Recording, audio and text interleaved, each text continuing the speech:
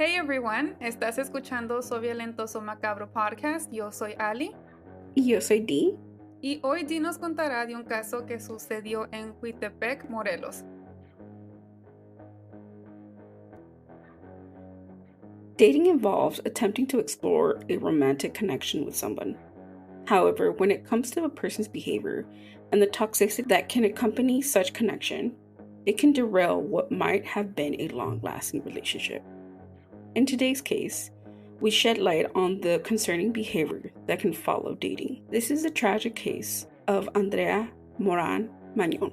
Advertencia: la información de este caso puede ser desencadenante para algunos. Tenga en cuenta que algunos de estos casos pueden involucrar menores de edad, abuso, violación o violencia. Escuchen con precaución. Warning: the information on this case can be triggering to some.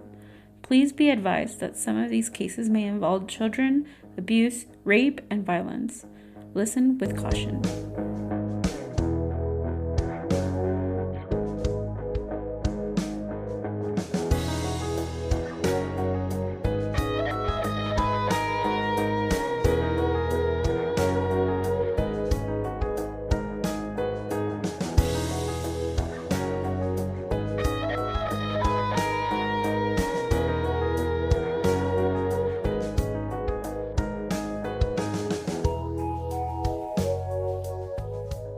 Cuando pues hay grabaciones donde él sale vestido de mujer tratando de entrar a la casa de Andrea.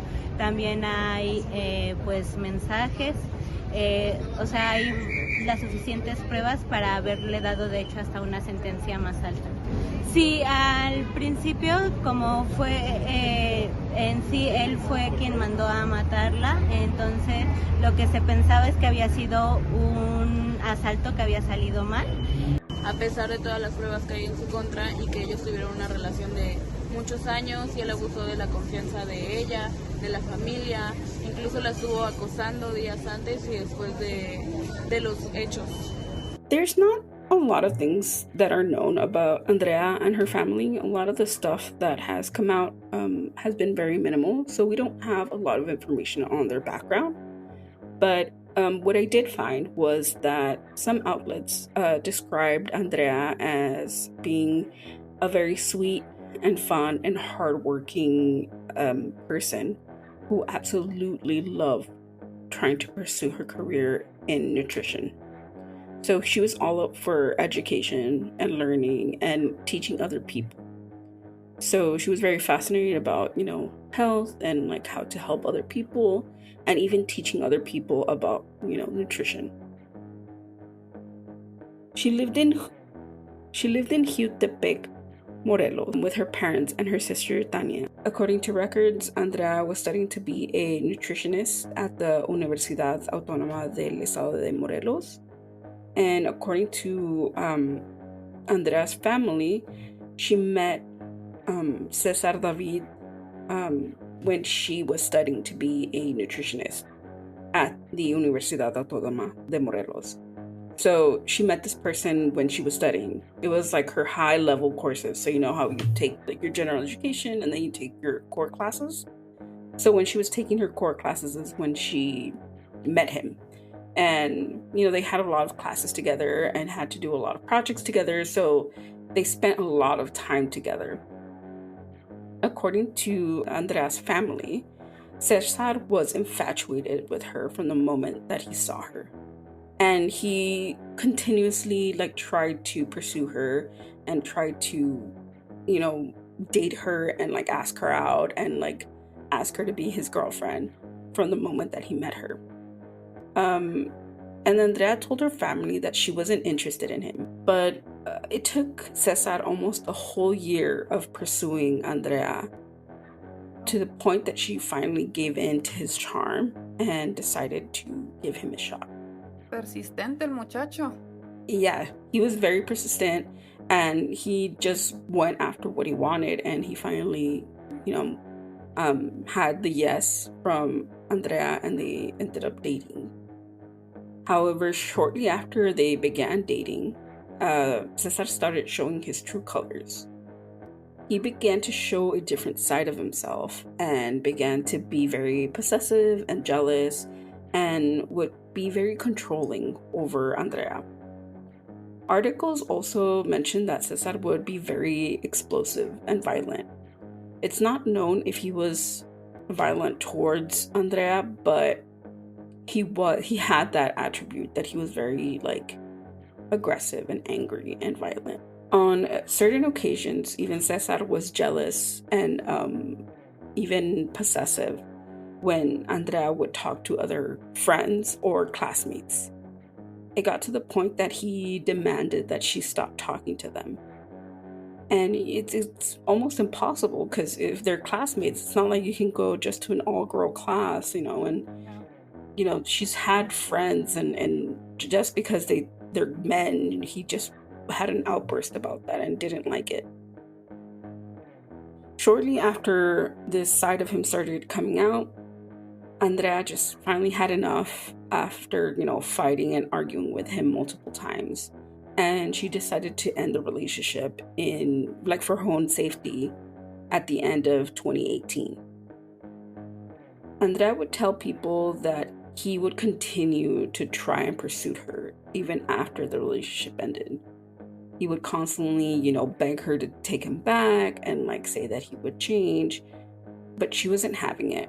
She didn't like the idea of who he was when she started dating him, and she knew that those characteristics wouldn't change. According to documents, Cesar would look for her in person.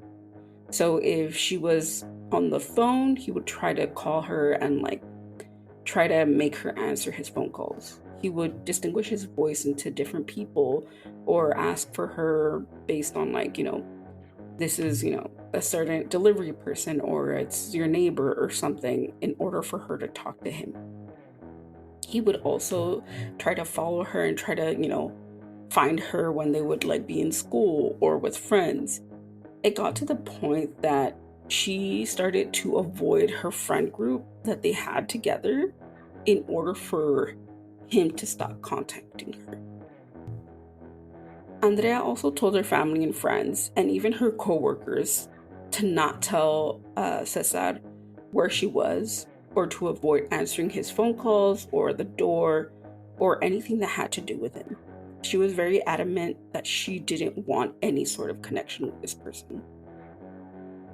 All of this persisted up until December 2021. Mind you, this has already been almost 4 years of this whole stalking and trying to harass her and to date him and all these things. So it's from 2018 to 2021. However, things changed as of February 2022 when Andrea began dating a guy named Brian Anthony. Once Cesar found out about Andrea's new relationship, his behavior became more violent. A month after she started dating Brian, the couple was actually victims of an attempted assault outside of Andrea's house.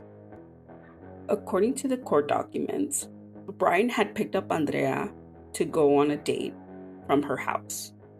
Once Brian opened the door to let Andrea go into the vehicle, a man approached them and pushed Andrea into the vehicle and demanded to get her wallet and her cell phone.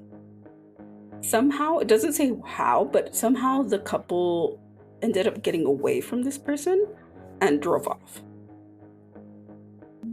According to documents, Brian tells authorities that through his rearview mirror, he saw this man point what it looked like a gun from his pocket towards them, but didn't shoot, didn't do anything. Brian also recalls that this person was almost under an influence, whether it was drugs or alcohol, he doesn't recall, but that this person just came out of nowhere. It didn't even seem to be kind of a robbery, a normal robbery. It was just a random person that was attacking them precisely. It wasn't it was almost if it was planned.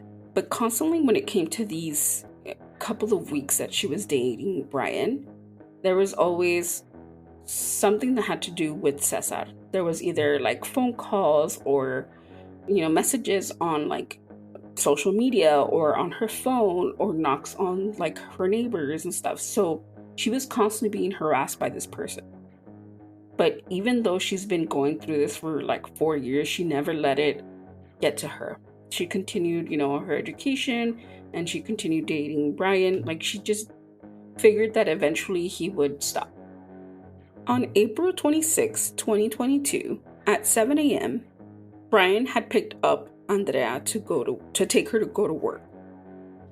Once they were both in the vehicle, the couple were noticing that there was a man dressed all in black with a black ski mask covering his face at the end of her block that was just staring at the couple. They just kind of felt uneasy and uncomfortable, but they were just trying to get into the car and try to leave the area because they just kind of had a bad feeling about it. Brian got both of them in the car and started to accelerate the car to leave her front her front area of her house.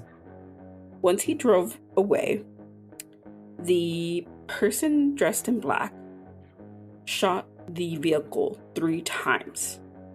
One hitting the windshield of the vehicle and hitting Andrea. This automatically left her unconscious. Brian was determined to get them out of the area and into a safer location, so he decided to rush her to the hospital. One of Andrea's neighbors that was in that area when she got shot knocked on her front door and told her parents that Andrea and her boyfriend were shot when they were leaving the house. Both her parents and her sister arrived at the hospital, and they were told that Andrea was dead at arrival. After Andrea's death, the family told detectives that they should look into Cesar. They told them about the obsession over Andrea and the way that he had been after the breakup. The most bizarre thing is that during her funeral, Cesar actually ended up showing up to the funeral and offer his condolences to the family, even offering to pay for funeral expenses as well as paying for the church service for Andrea. Although the family was highly suspicious over Cesar's involvement in the case, they knew that they had to step back and hold their anger because the authorities were investigating the case and didn't want to make it seem like they knew that he had something to do with Andrea's murder. Yeah, porque si no puede correr. Yeah. The Morelos prosecutor office began to gather surveillance footage from every area that was around the home and the day of the murder and the days before, leading up to the day of the murder, to see if there was anything suspicious going on in the neighborhood prior to the attack. Within the recordings, authorities actually were surprised to see what they found in the footage. In one of the clips, there seemed to be a man walking up to the Moran's house. But the way that he was dressed was very weird and out of character. They described this individual as being slim and tall, wearing a skirt over a pair of jeans, with white gloves, a wig, and a hat. And his movements were really slow and very awkward. That's just very interesting, the way that I was not expecting you to say that. Yeah, I know. And it's even more weird when you look at... Yeah, it's even more weird when you look at the footage, because you're just like, that looks so odd. The individual seems to be walking up the block and stopping in front of Andrea's house. This person seems to be knocking on the door to see if anyone would open the door. But the door is left unanswered, so this individual leaves the premises. Sounds like a scary movie. I know. According to the detectives, the physical features that this person had were very similar to Cesar. In a completely different surveillance video that was recorded on April 22nd, authorities see Cesar climbing up an abandoned building that was near Andrea's home and sitting or like walking around the rooftop of this building that looked straight into Andrea's house in order to see the activity that was going on, to see when she was coming home, who she was coming home with, who she was leaving the house with, and just observing what was going on in the house.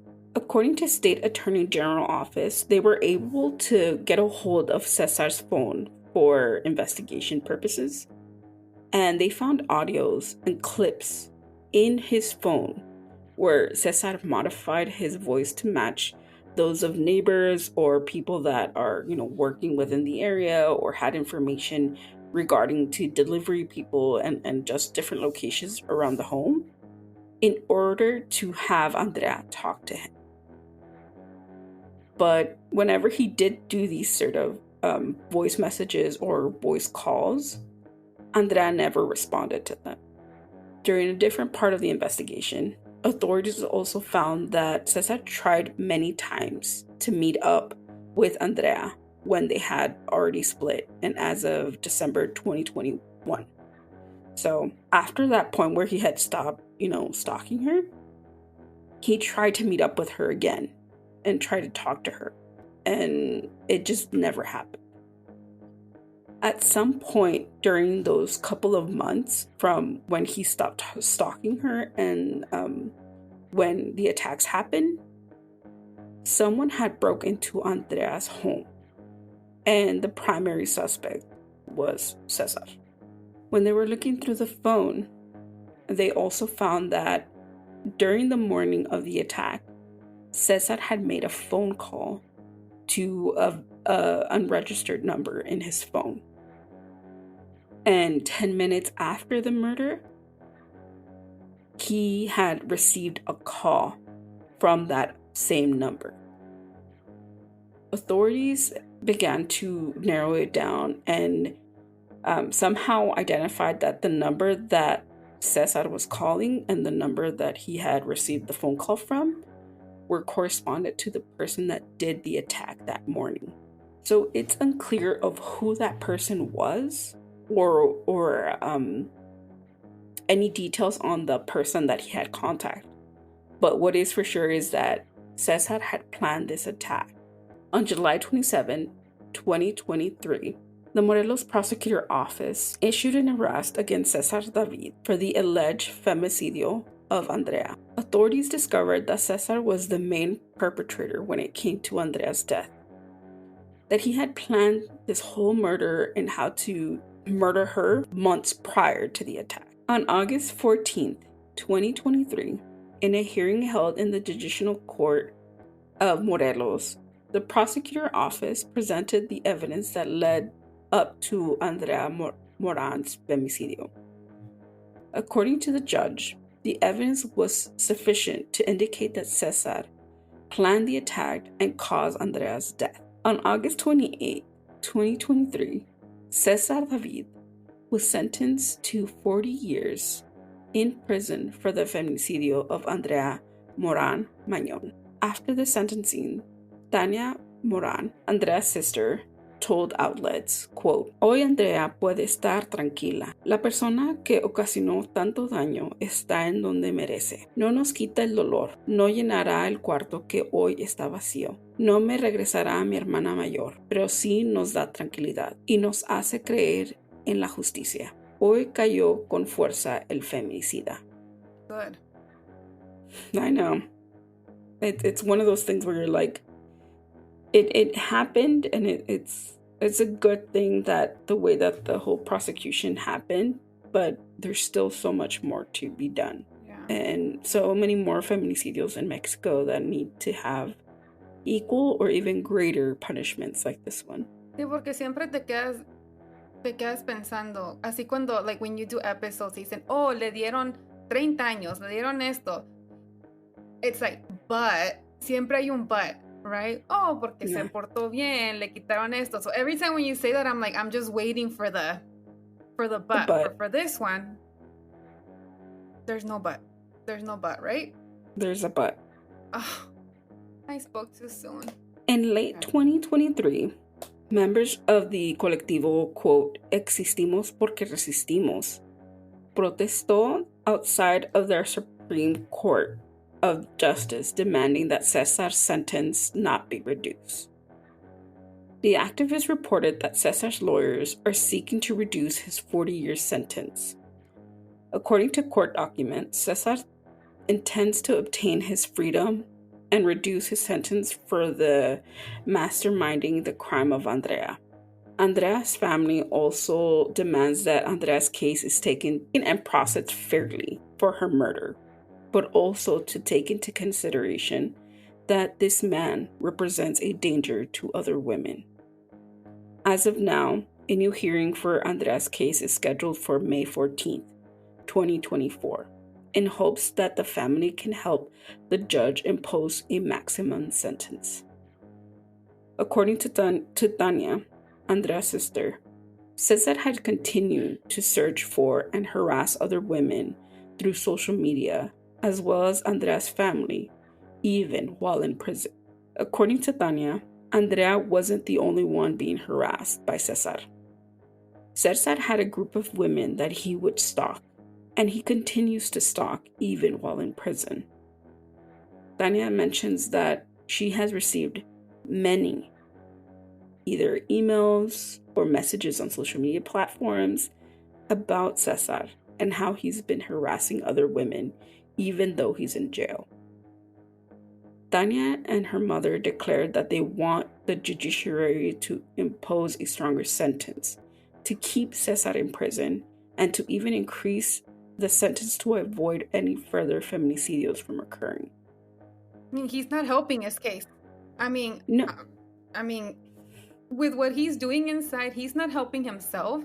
But it's good que está saliendo toda luz para que they can actually show this at court and to use this against him. Exactly. It's like you would think that, okay, you're in there already. Like, why is he behaving? Why is he still doing this? I'm pretty sure it's because he feels like he can. Yeah, he feels like he can get away with it. Get out of it. Because even when they sentenced him, he only got 40 years. When in some places you can get higher sentencings if it's trial, if there's a trial that says it's a feminicidio but it's also murder. But he only got the feminicidio part of the sentencing, so he didn't get any additional time because they didn't include it as part of the murder, because he didn't in fact murder her. So what the family is trying to do and what the family is trying to achieve is to find the person that killed Andrea and hopefully get him in prison in order for Cesar to get a higher sentence. As of now, there still isn't any information on who did it or any speculation on who actually was the one that committed the murder.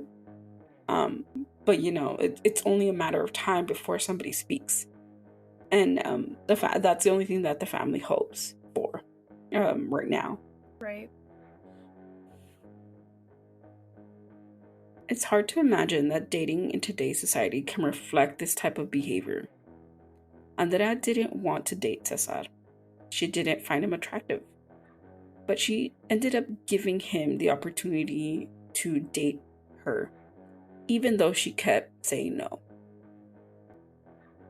But the harassment never stopped, whether it was while they were in a relationship or after. And as we've seen through the case, it happened for years and the harassment never stopped. She decided to leave that abusive relationship, and she was hoping that she would stop the cycle. Even though the turmoil that Andrea lived through when she was going through this hectic connection with Cesar, she still tried to live her life the best way that she could. But even through the stalking and the harassment, and eventually by him killing her, he still couldn't take no for an answer when it came to Andrea. Our hearts go out to Andrea's family, her friends, and those who are still fighting for justice to keep Cesar in jail. This is the tragic case of Andrea Morán Mañon. Nosotros pedimos que realmente se revise todas las pruebas, porque al final hay muchas pruebas en su contra. Simplemente queremos que se haga justicia con lo que está sucediendo, que esa persona que es un peligro tanto para nosotros, para otras mujeres, porque al final él está detrás de otras mujeres. Me han contactado que incluso estando en la cárcel las busca a través de redes sociales. Entonces eso ya, además de ser por Andrea, principalmente es para proteger a otras mujeres o a otras futuras víctimas de feminicidio. And I was gonna say, even if, si desde un principio Andrea le hubiera dicho que no a César, he would have still found a way to harass her and to stalk her. Yeah, and it's just, he was gonna find a way, even if they never dated. It was that obsession that he had towards her that he would have still done it. Yeah, and that's the tragic part, because it's something that you can't avoid, sadly, in today's society. Like, even though you say no, even though you have a restraining order, even if you try to do as much as you can to avoid a person or have them be like prevent any sort of feminicidio, sadly these things always happen. Not that murder is the final solution, but there's not enough laws to protect people from stalkers, from people that are harassing one another. I feel that there's not enough strong laws to protect people when it comes to those type of crimes. And sadly, in today's case, it's one of those cases that you wish you can say this was preventable, but he would have found a way. Oh yeah. So yeah.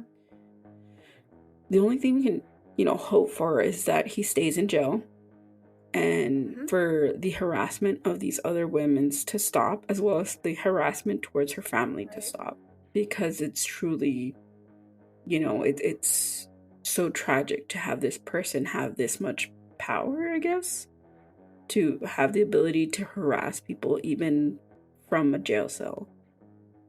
So yeah. Again, our hearts go out to the family. Encuentren al que hizo esto. Oh yes, definitely. If I find él sigue en la calle. Yeah, nobody knows who he is. For sure they think that Cesar paid him to kill these people, but it's so horrible to even imagine that a person could get paid off to kill someone like that. It's horrible. But again, our hearts go out to the family and to her friends and to everyone who's fighting for justice for her. I really hope that there's a happy ending to this case. And with that, we just want to close out this episode by saying thank you to everyone for listening, for supporting us. And if you want to comment on this episode or any of the 107 episodes that we have, you can do so by leaving us a comment or a DM on our social media platforms. You can find us on Instagram, on TikTok, on Threads, and on Twitter, or X as it's known now, as @SVSM_podcast. Or you can type in Sobre podcast on Facebook, and we should be the first ones to pop up. You can also stream the rest of our episodes on Spotify, Apple Podcasts, or wherever you stream podcasts. Type in Sobre podcast, and you will see our whole catalog there. And yeah, I don't know. Am I missing anything? I think that's it. We're on YouTube. Oh yeah, we're on YouTube now. I think there's a possibility to stream the episode on YouTube. And we've been working on uploading videos to our YouTube as well as our shorts. So you could also comment there. You can see our pretty faces. I know. If you want to see this face, you can log into YouTube. But for now, we're working on the latest episodes because we could only do so much in 24 hours. So bear with us. But yeah, I think that's it. Anything else? Yeah, that's it. Nope. That's it? No, there's 4 videos on YouTube. Yes, there's 4. Episode 104, 105, 6, 7. Yes. Yes. We got 4 up there. And then this one will go up there soon once we get a hold of it. But until then, thank you so much for supporting us. Thank you much for, sending us messages. We appreciate it, and we love talking to you guys. So thank you very much. Mm-hmm. And happy May 4th. May the 4th be with you. And happy Cinco de Mayo. It's gonna be May. It's gonna be May. It's officially May. Yeah. Officially May. All the memes. Also, if you guys want to listen to something spooky, there is a thing going around on TikTok called Ghost Talk.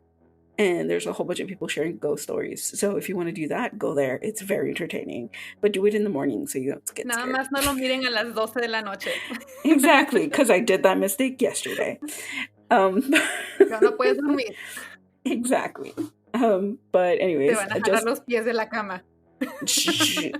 My dogs will protect me.